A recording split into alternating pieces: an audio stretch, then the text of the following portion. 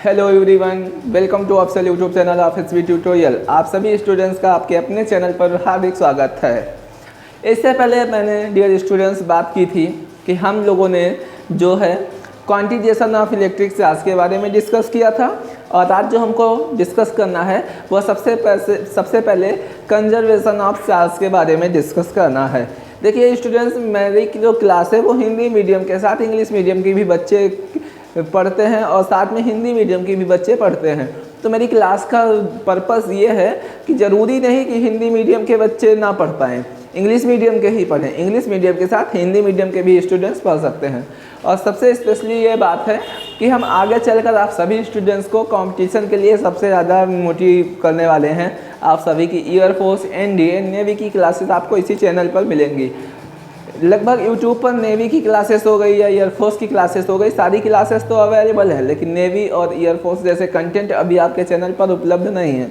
इसलिए मैं 12th के बच्चों को मेन फोकस करके उनके फ्यूचर के लिए नेवी, एनडीए, एयरफोर्स, सीडीएस की क्लासेस चालू करने वाला हूँ। तो आज जो हमारा टॉपिक है वो सबसे पहले हम बात करेंगे कि कंजर्वेशन ऑफ चार्ज क्या होता है। सबसे पहले मेरा बात जो आज करना है वो बात करना है conservation of charge. Conservation of charge, जिसे हम लोग बोलते हैं आवेश का संरक्षण, हिंदी में क्या होता है कंजर्वेशन ऑफ चार्ज। तो चलिए स्टूडेंट्स, हम बात करते हैं कि कंजर्वेशन ऑफ चार्ज क्या होता है। तो सबसे पहले हम बात करते हैं, जैसे हमारे पास कोई एक पदार्थ है, हमारे पास ये एक मैटर है, एक ऑब्जेक्ट है, और हमारे पास ये एक ऑब्जेक्ट दूसरा है। अभी क्या होता है, हमने कल बात किया था इलेक्ट्रॉनिक थ्योरी ऑफ कॉन्फ़िगरेशन, आवेश का इलेक्ट्रॉनिक सिद्धांत।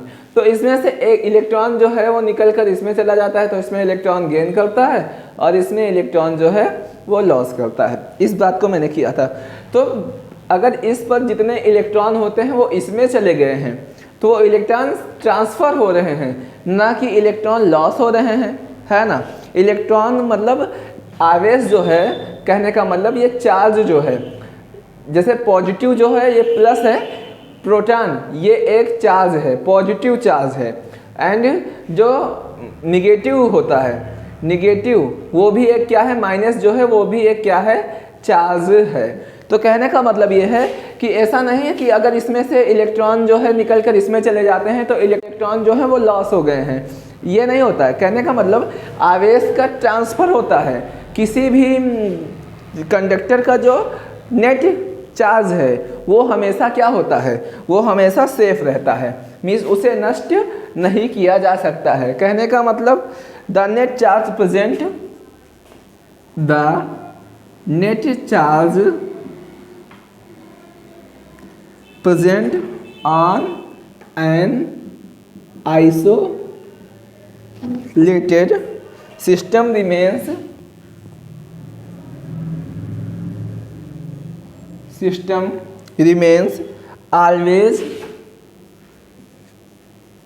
always conserved। ठीक है ना। कहने का मतलब कोई भी जो आइसोलेटेड सिस्टम है, आइसोलेटेड सिस्टम का मतलब विलगित निकाय, उसका जो नेट चार्ज है, जो कुल आवेश है, वो ऑलवेज मीन्स हमेशा जो है वो कंजर्व्ड होता है, मीन्स सुरक्षित रहता है। किसी विलगित चालक, किसी विलगित निकाय का जो कुल आवेश है वो हमेशा सुरक्षित रहता है। जैसे आवेश जो है वो चार्ज जो है वो एक ऑब्जेक्ट से दूसरे ऑब्जेक्ट में ट्रांसफ़र हो जाता है, लेकिन नष्ट नहीं होता है, सेफ रहता है। कहने आप सभी स्क्रीनशॉट लें। और कंजर्वेशन ऑफ चार्ज क्या होता है, कंजर्वेशन ऑफ चार्ज होता है the net charge present on an isolated system remains always conserved. तो स्टूडेंट्स, सबसे बड़ी बात यह है कि आप चीज़ों को समझिए, ध्यान से समझिए चीज़ों को, और जहाँ क्लास में कोई भी परेशानी हो रही है, कोई भी असुविधा हो रही है, तो आप कमेंट करके बताइए। अगर क्लास नहीं समझ में आ रही तो आप अगर कमेंट नहीं करेंगे तो मुझे नहीं पता चलेगा। तो सबसे बड़ा रीज़न है कि आप इसको ध्यान से पढ़िए, और चीज़ों को हम फैसिलिटीज़ को अवेलेबल कर रहे हैं आप सभी के बीच में कि आपका प्रैक्टिकल भी कराया जाए कि कैसे क्या होता है। तो उसके लिए मैं कुछ आप सभी के लिए सुविधाएं मैनेज कर रहा हूं। आप सभी को जल्दी से जल्दी वो फैसिलिटीज़ दी जाएंगी और आपको सारे वीडियोस मिलेंगे। और तब तक के लिए आप इसको स्क्रीनशॉट लें और नेक्स्ट टॉपिक हम बात करते हैं। आप इसे स्क्रीनशॉट लेके अपनी कॉपी पे नोट करें। तो डियर स्टूडेंट्स, अब नेक्स्ट टॉपिक जो हमारा है वो है कूलाम्स इनवर्स स्क्वायर लॉ। तो पहले तो आपके सामने स्क्रीन पर ये जो रूल्स लिखे हैं इस पर फोकस मत करिएगा, नहीं समझ नहीं पाएंगे आप। अगर पहले से डिफिनेशंस वगैरह पे, रूल वगैरह पे फोकस, नियम पे फोकस करेंगे तो नहीं समझ आएगा। ये मैंने आपकी सुविधा के लिए इसलिए लिख दिया है क्योंकि मैं डिफिनेशन से बोलता हूँ तो हो सकता है आप सभी को लिखने में फिर प्रॉब्लम्स हो, इसलिए मैंने डिफिनेशंस को स्क्रीन पर आपके शेयर कर दिया है। इसको बाद में निकला है जब हम आपको बढ़िया तरीके से समझा देंगे तब आपको लिखना है। और आपको समझ में आ रहा है, अच्छी लगेगी क्लास तो चैनल को हमारे लाइक करिएगा, सब्सक्राइब करिएगा और हर एक स्टूडेंट्स तक शेयर ज़रूर करिएगा। फैसिलिटीज़ आपको अच्छी से अच्छी सुविधाएं आपको मिलेंगी आगे चलकर जब आप अच्छे तरीके से सपोर्ट करेंगे और अपना प्यार आशीर्वाद हम पे बना के रखेंगे। चलिए, क्या होता है कूलाम इनवर्स स्क्वायर लॉ बात करते हैं। तो मैंने आपको बताया है कि जो चार्ज होता है उसे क्यू से रिप्रेजेंट किया जाता है, मीन्स जो आवेश है, चार्ज है, उसे रिप्रेजेंट करते हैं क्यू से। तो हमारे पास इस प्रकार से एक पॉइंट चार्ज है और वो पॉइंट चार्ज है Q1, और हमारे पास जो सेकेंड पॉइंट चार्ज ले लिया मैंने उसे ले लिया Q2। हमारे पास 2 पॉइंट चार्ज हैं Q1 एंड Q2, जो किस कंडीशन में है, ये दोनों जो पॉइंट चार्ज होने चाहिए वो रेस्ट कंडीशन में होने चाहिए, ठीक है ना। और दोनों का बीच में, दोनों के बिटवीन का जो डिस्टेंस है वो हमने मान लिया कितना है, R मान लिया। हम सभी जानते हैं कि जब दो आवेश होते हैं, 2 चार्जेस होते हैं, तो उनके बिटवीन अट्रैक्शन फोर्स या रिपल्सन फोर्स काम करता है। तो यहाँ पर जो है वो Q1 पॉइंट चार्ज है और यहाँ पर जो है वो Q2 पॉइंट चार्ज है। तो इस बात से हमको पता है कि ये 2 पॉइंट चार्जेस हैं, तो इसके बीच में या फिर अट्रैक्शन फोर्स लग सकता है या फिर रिपल्सन फोर्स लग सकता है। तो अभी ये पॉजिटिव है कि निगेटिव है, आई डोंट नो, मुझे हम लोगों को नहीं पता है। तो ये Q1 है और ये Q2 है। इस बात से हमें पता है कि इन 2 पॉइंट चार्जेस के बिटवीन अट्रैक्शन फोर्स या रिपल्सन फोर्स काम करेगा। तो इसका मतलब Q1 एंड Q2 के बीच में जो फोर्स काम करेगा वो मान लिया कितना काम करेगा, F काम करेगा। तो इसी बात को क्या किया था, कूलाम्स ने अपना रूल दिया, नियम दिया, और उसी को हम लोग बोलते हैं कूलाम्स इनवर्स स्क्वायर लॉ। क्या रूल दिया, सुनिएगा।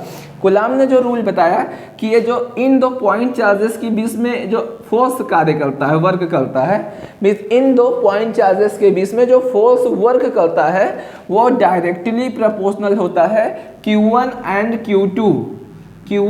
Q2 के मल्टीपल के, ठीक है ना। कूलाम ने बताया कि ये जो 2 पॉइंट चार्जेस हैं दोनों का मल्टीपल जो है वो F के डायरेक्टली प्रोपोर्शनल होता है, मीन्स Q1 एंड Q2 का मल्टीपल फोर्स के डायरेक्टली प्रोपोर्शनल होता है। और दूसरा उन्होंने क्या बताया, कहा जो फोर्स है वो इन दोनों के चार्जेस के बीच की जो दूरी है, जो फोर्स है ये इन दोनों चार्ज के जो बीच की दूरी है R, उसके स्क्वायर के इन्वर्सली प्रोपोर्शनल होता है, उसके चार्ज के इन्वर्सली प्रोपोर्शनल होता है, 1/r² के इन्वर्सली प्रोपोर्शनल होता है। तो कूलाम्स का यही नियम है कि कूलाम ने बताया था अकॉर्डिंग टू रिपल्सन, मतलब इस नियम के अनुसार जो बल है सिस्टम में। तो कुछ टेक्निकल प्रॉब्लम्स हो गए थे जिसकी वजह से वीडियो को क्या करना पड़ा, वीडियो बीच में रोकना पड़ा। तो कोई दिक्कत नहीं, क्लासेस को हम लोग फिर से नेक्स्ट स्टार्ट करते हैं। होता है कभी कभी प्रॉब्लम्स ऐसे हो जाती हैं कि वीडियो बीच में डिस्कनेक्ट हो जाता है सर्वर, तो प्रॉब्लम्स हो जाती हैं। खैर हम हैं जब तक आपके सब बीच में वीडियोस आती रहेंगी।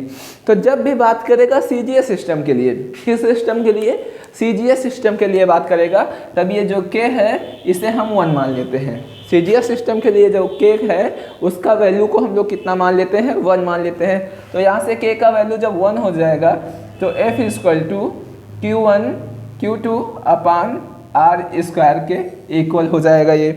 उसके बाद क्या करेंगे, जब बात करें स्टैंडर्ड यूनिट के लिए, मीन्स MKS सिस्टम के लिए बात करें, SI यूनिट के लिए बात करें, कि जब SI यूनिट के लिए कूलाम के नियम का फार्मूला होगा, तो जब SI सिस्टम की बात करेगा, मीन्स ईयर और वैक्यूम के लिए, ईयर और वैक्यूम के लिए जब बात करेगा, कि SI यूनिट के लिए जब कूलाम के नियम का बात करेगा, ईयर और वैक्यूम के लिए बात करेगा, तब ये जो K है, ये जो K है इसका मान हम लोग मान लेते हैं, इसकी जो वैल्यू है वो हम लोग मान लेते हैं 1/4πε0 मान लेते हैं।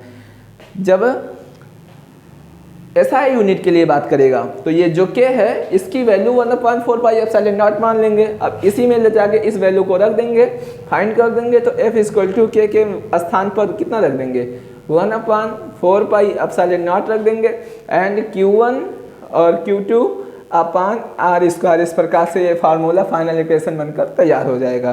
तो स्टूडेंट्स आप सभी के बीच में ये कूलाम का नियम आपकी स्क्रीन पे दिया हुआ है और जहाँ कहीं भी टॉपिक 10 में आप कमेंट करके बताइए, नेक्स्ट वीडियो आप सभी के लिए बना दिया जाएगा। तो ऐसी कोई इशू नहीं है, आपके लिए बेस्ट करने के लिए जितना भी मेरी तरफ से मेहनत करना होगा मैं आपके बीच में मेहनत करता रहूँगा, बस आपका प्यार और सपोर्ट बना रहे। चलिए अब इसमें बात करते हैं कि कौन सा चीज़ें क्या होती हैं। जैसे बात करते हैं के लिए, तो के को क्या बोलते हैं, के को बोलते हैं परावैद्युतांक बोलते हैं। के को हम लोग बोलते हैं क्या, परावैद्युतांक, ठीक है ना।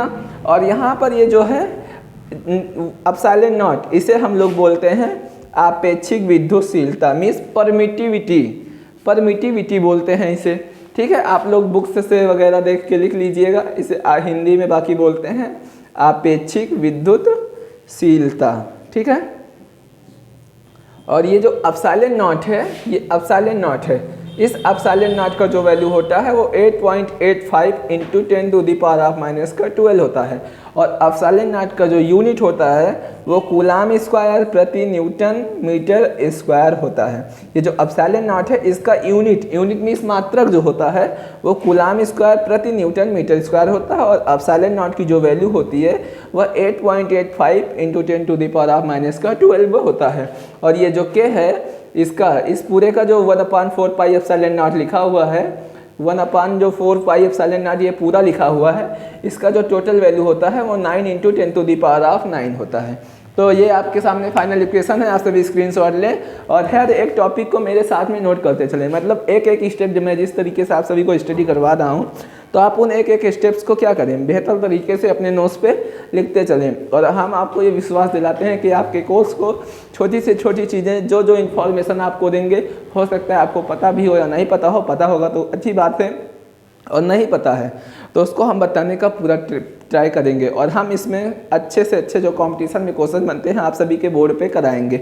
एक बार चैप्टर ख़त्म होगा तो कैसे एग्जाम्स में क्वेश्चन मानते हैं हम उसको आपके स्क्रीन पे लाके आपको सॉल्व कराएंगे। तो कोई इशू नहीं है, बस आप अच्छे से स्टडी करते रहिए और आप स्क्रीनशॉट लें और उसके बाद हम बात करते हैं नेक्स्ट पॉइंट की।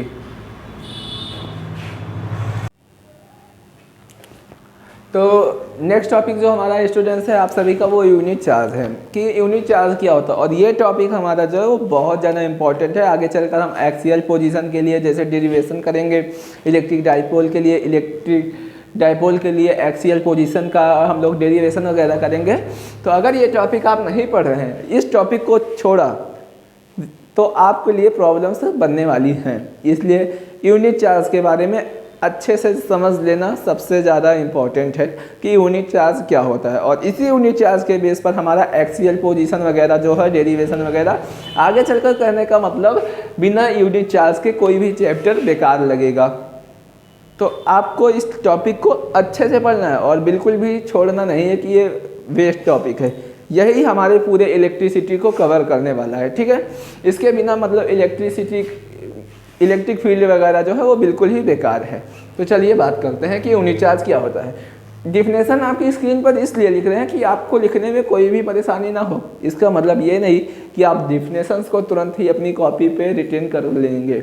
पहले आप समझिए चीज़ों को कि हम क्या कहना चाह रहे हैं, टॉपिक को अच्छे से समझिए और जब टॉपिक समझ में आ जाएगा तो डिफिनेशन खुद ब खुद बन जाएगा।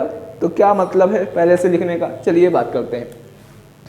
जैसे अभी हम सभी ने कूलाम का नियम स्टडी किया है कि कूलाम्स का नियम क्या होता है। तो हम लोगों ने कूलाम के नियम को यही पढ़ा है कि F इक्वल टू जो होता है वो 1/4 pi epsilon not Q1 Q2 upon R square होता है। Miss S 1/4 pi epsilon not Q1 Q2 upon R square इसका फार्मूला होता है। अब इसी को थोड़ा से आगे मैंने अभी क्या बताया था कि ये जो 1/4 पाई एप्सिलॉन नॉट है इसकी जो वैल्यू होती है वो 9 इंटू 10⁻9 न्यूटन के बराबर होती है। और ये जो यूनिट चार्ज कैसे है बनेगा, तो ये जो F है, ये जो फोर्स है, यदि इस फोर्स का वैल्यू जो है वो 9 इंटू 10⁻9 न्यूटन के इक्वल हो जाए, वीडियो रुक गया?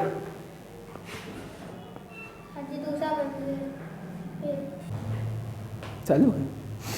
अब बात करते हैं ये जो F है इसका वैल्यू जो है वो 9 × 10 न्यूटन के इक्वल हो जाए, और ये जो Q1 और Q2 है, Q1 एंड जो Q2 है ये दोनों का Q हो जाए, मतलब सेम चार्ज हो जाए, Q1 की भी वैल्यू Q हो जाए और Q2 की भी वैल्यू Q हो जाए, तथा ये जो दोनों चार्जेस हैं इन दोनों को 1 मीटर की डिस्टेंस पर, जो R है वो 1 मीटर की डिस्टेंस पर प्लेस कर दिया जाए। ये जो 2 पॉइंट सेम 2 पॉइंट चार्ज हो और दोनों सेम पॉइंट चार्जेस को 1 मीटर की डिस्टेंस पे रख दिया जाए और उस पर 9 × 10⁹ न्यूटन का फोर्स लगाया जाए, तो जो चार्ज होगा वो यूनिट चार्ज कहलाएगा। कैसे देखिएगा, अभी F कितना रख देना है हमको, इसमें वैल्यू को फिल कर देना है, तो F की वैल्यू है 9 × 10⁹ और ऑलरेडी पहले से लिखा हुआ है 9 × 10⁹ और Q1 और Q2 की वैल्यू को हमको Q ही रखना है, तो Q1 के स्थान पे हमको पोजीशन पर Q एंड Q2 के पोजीशन पर भी हमको क्या कर देना है, Q ही रख देना है, और बटे में अपॉन में R² लिखा हुआ है, तो R की वैल्यू को कितना कर देना है, 1 कर देना है। तो इस प्रकार से 9 × 10⁹ से 9 × 10⁹ कैंसिल हो जाएगा, और Q का मल्टीपल जो होगा Q² होगा और Q² की वैल्यू 1 हो जाएगी, तो स्क्वायर हटाएंगे तो इधर इसकी जो वैल्यू है वो प्लस माइनस का कितना आएगा, 1 आएगा। वीडियो में 1 आ रहा है? ठीक है, तो अभी इसकी वैल्यू जो है वो 1 आएगी। तो यहाँ से डिफिनेशन बात करते हैं कि ये कैसे यूनिट चार्ज कहलाएगा। तो हमें क्या करना है, ये जो Q1 है और Q2 है दोनों को सेम चार्ज मान लेना है, दोनों को सेम चार्ज कर दें और दोनों को 1 मीटर की डिस्टेंस पर, दोनों को 1 मीटर की डिस्टेंस पर क्या कर दिया जाए, प्लेस्ड कर दिया जाए। जैसे हमारे पास ये जो 2 पॉइंट चार्ज हैं, 2 पॉइंट चार्जेस को Q ही कर दिया जाए और इन दोनों पॉइंट चार्जेस को 1 मीटर की डिस्टेंस पर, 1 मीटर की डिस्टेंस पर रख दिया जाए और दोनों को 9 × 10⁹ न्यूटन के फोर्स से क्या किया जाए, फोर्स लगाया जाए, तो वो जो चार्ज होगा, जो चार्ज की वैल्यू आएगी वही कहलाएगा यूनिट चार्ज। आ गई बात समझ में? इसीलिए लिखा है if 2 equal and like charge, मतलब 2 समान परिमाण के आवेश are placed 1 metre, means 1 metre की डिस्टेंस पर प्लेस्ड कर दिए जाएं, चाहे वह ईयर में हो और चाहे वह वैक्यूम में हो, with the force of 9 × 10⁹ Newton is called unit charge.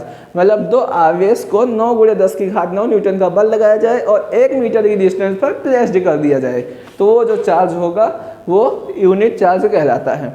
तो बच्चों आप सभी को बात समझ में आ रही है, और बात समझिए, नहीं तो अगर आपको समस्या होगी, नहीं समझ में आती तो कमेंट करिए, और अगर आप पढ़ाई को नहीं करेंगे अच्छे तरीके से तो आपको आगे चलकर प्रॉब्लम होने वाली है, क्योंकि बिना एजुकेशन की हमारी लाइफ वेस्ट है। इसलिए एजुकेशन ही एक ऐसा डिपार्ट है जिसमें कभी भी रहकर जीवन में निराश नहीं हुआ जा सकता। अगर आप शिक्षित हैं, आप एजुकेटेड हैं, तो आप समाज को शिक्षित काम करने का काम करेंगे। हो सकता है हमारे पढ़ाने से कुछ बच्चे को बहुत बेहतर तरीके से समझ में आ रहा हो सकता है कुछ स्टूडेंट्स को नहीं समझ में आ रहा है, बल कहते हैं ना, practice makes a man perfect. अभ्यास के जरिए ही एक व्यक्ति महान बनता है, तो आपको लगातार प्रयास करते रहना है, और अगर आप जीवन में ज़िंदगी में प्रयास कर रहे हैं तो आपको ऊंचाइयों से जाने से कोई रोक नहीं सकता है। सफलता की सीढ़ी अगर आपको पाना है तो आपको सबसे पहले संघर्ष करना होगा। लोग आपको पीछे की ओर ढकेलने के लिए कोशिश करेंगे, आपको हमेशा आपको धक्के देने की कोशिश करेंगे, आपको गड्ढे में गिराने की कोशिश वगैरह करेंगे, तो आपको अपने पर संयम रखना है, अपने लक्ष्य को, फोकस को गोल करते हुए आगे बढ़ते रहना है, और सफलता एक दिन ऐसा होगा कि सफलता आपके कदम चूमेंगी।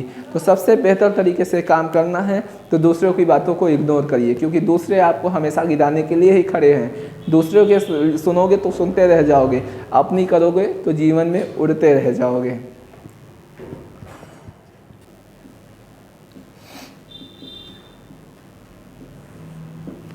अब बात करते हैं बच्चा, नेक्स्ट टॉपिक जो है हम सभी की, लिमिटेशन ऑफ कूलम्ब्स लॉ। जैसे मैंने अभी कूलम्ब्स इनवर्स स्क्वायर लॉ पढ़ा है, तो उसकी कुछ लिमिटेशन है, कुछ बाउंडेड है उस पर, कि इसके अकॉर्डिंग ही हमको कूलम्ब्स के नियम को फॉलो करवाना है। अगर आप अपनी तरीके से कूलम्ब के नियम पर काम करेंगे तो कूलम्ब का नियम आप पे काम करेगा। तो सिर्फ और सिर्फ आप कूलम्ब के नियम पर, कूलम्ब के जो रूल्स हैं उस पर फोकस करिए। कैसे? जैसे कूलाम ने बताया था कि जो हमारे पास सबसे पहले जो है हमारे रूल ये हैं, हमारे कुछ नियम ये हैं, लिमिटेशन ये है कि जो कूलाम का नियम है वो 2 पॉइंट चार्जेस, पहला बात तो है कूलाम के नियम के लिए 2 पॉइंट चार्जेस का होना बेहद ज़रूरी है। और जो 2 पॉइंट चार्जेस होंगे, पहली बात है कि कूलाम का नियम कि 2 पॉइंट चार्जेस का होना ज़रूरी है। दूसरी बात है कि 2 पॉइंट चार्जेस जो हैं वो रेस्ट कंडीशन में होने चाहिए। एंड तीसरा पॉइंट है कि वो जो है मोशन करना नहीं चाहिए, जो 2 पॉइंट चार्जेस हैं वो मोशन नहीं करने चाहिए, गति नहीं करने चाहिए, गतिशील नहीं होने चाहिए। तो ये बात हो गई। और चौथा बात है कि ये जो कूलाम का नियम है वो 10 की घात 15 मीटर से कम दूरियों के लिए सत्य है। कूलाम का नियम जो है वो केवल 10 की घात 15 मीटर जो है, मीटर से कम, 10 की घात 15 मीटर से कम दूरियों के लिए ट्रू। कूलाम का नियम जो है वो 10 की पावर 15 मीटर से कम दूरी के लिए ट्रूथ नहीं है, ट्रुथ नहीं है, मीन्स सही नहीं है। और 10 की घात -15 मीटर से मतलब सॉरी स्टूडेंट्स, 10 की पावर -15, ये जो कूलाम का नियम है वो जो 2 पॉइंट चार्जेस हैं, इन दोनों की जो बीच की डिस्टेंस है वो डिस्टेंस मीन्स Q1 और Q2 जो है, इन दोनों के बीच का जो डिस्टेंस है वो 10 की पावर -15 मीटर से कम नहीं होना चाहिए। ठीक है ना, 10 की पावर -15 मीटर से कम नहीं होना चाहिए, क्योंकि अगर यह 10 की पावर -15 मीटर से कम दूरी होता है, मीन्स डिस्टेंस कम होता है, तो इस पर न्यूक्लियस फोर्स काम करने चालू कर देगा। न्यूक्लियस फोर्स का मतलब इस पर नाभिकीय बल काम करना स्टार्ट कर देगा। ठीक है, तो अभी मैं इसी चैप्टर से जुड़े कुछ क्वेश्चंस आपसे पूछ के जाता हूँ। एक शॉर्ट वीडियो आप सभी के चैनल पर अवेलेबल होगी, तो आप जाइएगा, उस पर कमेंट ज़रूर करिएगा क्या क्वेश्चन हो सकता है जानकारी में। तो लिमिटेशन क्या है कूलाम्स लॉ की, कि कूलाम्स का नियम 2 पॉइंट चार्जेस के लिए होना चाहिए, रेस्ट कंडीशन में होना चाहिए, मोशन नहीं करना चाहिए, और 2 पॉइंट चार्जेस के बीच की जो डिस्टेंस है वो 10 की पावर -15 मीटर से कम नहीं होना चाहिए, और अगर कम होता है तो उसके बीच में न्यूक्लियर फोर्स काम करना चालू कर देता है। ठीक है, तो आज की क्लासेस हमारी जो है यहीं तक रहेंगी। नेक्स्ट क्लास में आप सभी के साथ मिलते हैं, तब तक के लिए आप हमारी इस क्लास को एंजॉय करिए, और आशा करेंगे कि आप सभी को हमारी क्लासेस अच्छी लगेंगी। और जाते जाते मैं इसका आप सभी को लिमिटेशन ऑफ कूलाम्स लॉ बोल दे रहा हूँ, और आप इसको राइट डाउन कर लीजिएगा कि यह नियम केवल बिंदु आवेशों के लिए सत्य है, पॉइंट चार्जेस के लिए होना चाहिए। तो इसको आप लिखेंगे this law is true only for point charges. Limitation of coulombs law को आप स्क्रीन पर लिखिएगा, मतलब कॉपी पे अपने लिखिएगा, this law is true only for point charges. दूसरा लिखिएगा this law is true only for secondary charges and not for moving charges, means moving नहीं करना चाहिए, गति नहीं करना चाहिए। और तीसरा लिखिएगा कि ये डिस्टेंस का, this rule is not true for longer distance and for distances then 10 की power of -15 metre, this rule becomes inapplicable due to the predominance of nominal forces at distance less than 10 की power of -15 metre. ठीक है, तो आप इतना पढ़िएगा, next video हम आप सभी के सामने लाते हैं। तो स्टूडेंट्स, आप सभी को थोड़ा प्रॉब्लम्स ये होगा कि मेरी जो स्पीड है बोलने का, वो थोड़ा सा मैं स्पीड फास्ट में बोलता हूँ। वो रीज़न ये है कि मेरी जो कैमरा, मेरा जो जिससे मैं फ़ोन से रिकॉर्ड करता हूँ, उसमें क्या है, जब वीडियो लॉन्ग हो जाते हैं तो उस पर वीडियो अपलोड करने में प्रॉब्लम होती है, इसलिए वीडियो को थोड़ा स्पीड में बोल देता हूँ टॉपिक्स को, जिससे वीडियो शॉर्ट बने, थोड़ा सा छोटी साइज़ का बने और नेट का कोई भी प्रॉब्लम ना हो। आप सभी सपोर्ट करेंगे तो वीडियो के लिए मैं जल्दी कुछ ना कुछ करूँगा, लेकिन आप सपोर्ट नहीं बन रहा है। तो मेरा पर्पस यही है कि वीडियो शॉर्ट बने, इसी वजह से मैं टॉपिक को जल्दी जल्दी बोल देता हूँ। और बाकी तो आपके पास यूट्यूब पे ऑप्शंस दे रखा है ना, आप 1x को जाके 0.75x में कन्वर्ट करेंगे तो वीडियो वैसे भी स्लो आवाज़ में निकलेगी, तब आपको अच्छे से समझ में आ सकता है। तो मेरा रीज़न ये है, तो आप उसका मत सोचिएगा कि मेरा तेज़ बोल रहे हैं, स्पीड में बोल रहे हैं, तो इससे कोई आपको दिक्कत है। मैं कुछ चीज़ों सोच के ही एक ऐसा कर रहा हूँ, क्योंकि रीज़न है मेरे पास, रीज़न की वजह से करना पड़ा है। बाकी आप ऑफलाइन क्लास में मेरा पढ़ाने का कुछ और टाइप होता है और यहाँ ऑनलाइन पे मुझे मजबूरी में ऐसा करना पड़ा है। तो आप बाकी वीडियो को स्पीड को 0.75x पर भी करके देख सकते हैं। ठीक है, मिलते हैं आप सभी के नेक्स्ट वीडियो। तब तक के लिए लेके आते हैं, तब तक के लिए tata bye bye, thank you. वक्त से लड़कर नसीब बदलना है, हम सभी को अपनी तस्वीर बदलना है। वक्त से लड़के नसीब बदलना है, हम सभी को अपनी तस्वीर बदलना हो। कल क्या होगा हमें नहीं सोचना है, आज मेहनत कर कर हमें कल का तस्वीर बदल लेना है। नहीं सही था? अगर आप चालू हैं, यदि अगर आप आज नहीं पढ़े हैं तो आपका कल बर्बाद होने वाला है। और आप समय के साथ नहीं सुधरे तो यदि आप आज नहीं पढ़े तो कल आपको बर्बाद करके रख देगा। समय के साथ नहीं सुधरे तो आपका समय बर्बाद हो जाएगा। इसलिए मेरा कहना यह है कि आप जितना जल्दी हो सके ज़्यादा से ज़्यादा पढ़ो। यदि आप नहीं पढ़ रहे हैं तो आपका फ्यूचर समाप्त हो जाएगा और आप कहीं भी किसी भी समाज में उठने बैठने शिक्षित नहीं रहेंगे तो आपको समाज आपको इतने ताने मारेगा कि आपको घुटन महसूस होगी इस समाज में। इसलिए मेरा रीज़न ये है कि आप सभी, मेरा सबसे बड़ा उद्देश्य ये है कि आप पढ़िए। यदि आप नहीं पढ़ रहे हैं तो समस्या आपको होने वाली है। आपको शिक्षित करना हम शिक्षकों की जिम्मेदारी है और हम शिक्षकों का सबसे पहला मैसेज यही है कि आप शिक्षित होइए और समाज को भी शिक्षित करिए, क्योंकि यदि आप शिक्षित हैं तो आप एक श्रेष्ठ व्यक्ति कहलाएंगे। Thank you.